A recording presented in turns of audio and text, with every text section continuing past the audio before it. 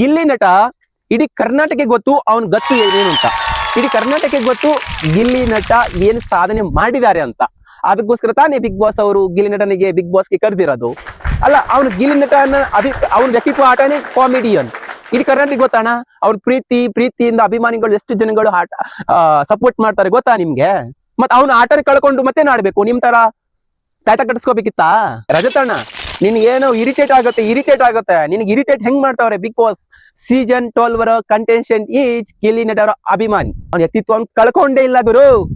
Big boss ಹೇಳಿರುವಂತ ವ್ಯಕ್ತಿತ್ವ ಆಟ, big boss reality show ಇರೋದೇ ವ್ಯಕ್ತಿತ್ವ ಆಟನ ಆಡ್ಕೊಳ್ಳಕ್ಕೆ. ಅಲ್ಲಿ ತಾಳ್ಮೆಯಿಂದ ಇದ್ದವನು, ಅದನ್ನ ಯಾರು ಸಹಿಸ್ಕೊಂಡಿದ್ದವನು ಅವ್ನ್ ಗೆದ್ದು ಬರ್ತಾರಂತ ಆಟ.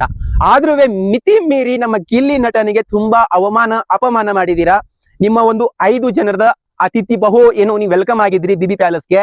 ತುಂಬಾ ಕೆಟ್ಟ ರೀತಿ ನಡವಳಿಕೆ ಇತ್ತು ಅಂತ ನಮ್ಮ ಅಭಿಪ್ರಾಯ. ಅದ್ರಲ್ಲಿ ತುಂಬಾ ಜಾಸ್ತಿ ಕಿರಿಕಿರಿ ಮಾಡಿರುವಂತ ನಮ್ಮ ಗಿಲ್ಲಿ ನಟನ್ನ ಮಂಜು ಅಣ್ಣ ಹಾಗೆ ರಜತ್ ಅಣ್ಣ ಇಬ್ರು ಕೂಡ ಬೇಕಂತಲೇ ಅವ್ರಿಗೆ ಗೊತ್ತಿರುತ್ತೆ ಹೊರಗಡೆಯಿಂದ ಪ್ರಪಂಚ ಹಿಂದೆ ಏನಿರುತ್ತೆ, ಯಾರು ಫಾರ್ಮ್ ಅಲ್ಲಿ ಇದಾರೆ ಅಂತ. ಬಟ್ ಆದ್ರೂ ರಜತ್ ಅಣ್ಣ ಗಿಲ್ಲಿ ಮಂಜು ಅಣ್ಣ ನೀವು ಬೇಕಂತ ಹೇಳಿ ಟಾರ್ಗೆಟ್ ಮಾಡಿದಿರಂತ ಹೇಳಿ ನಮ್ಮ ಇಡೀ ಕರ್ನಾಟಕ ಜನತೆ ಗಿಲ್ಲಿ ನಟರ ಅಭಿಮಾನಿಗಳ ಬಳಗ ಎಲ್ಲರೂ ನಿಮಗೆ ಹೆಂಗೆ ಉಗಿದವ್ರ ಅಂತ ನೀವು ಹೊಳ್ಳಿ ಬಂದು ನೋಡ್ಬೇಕು.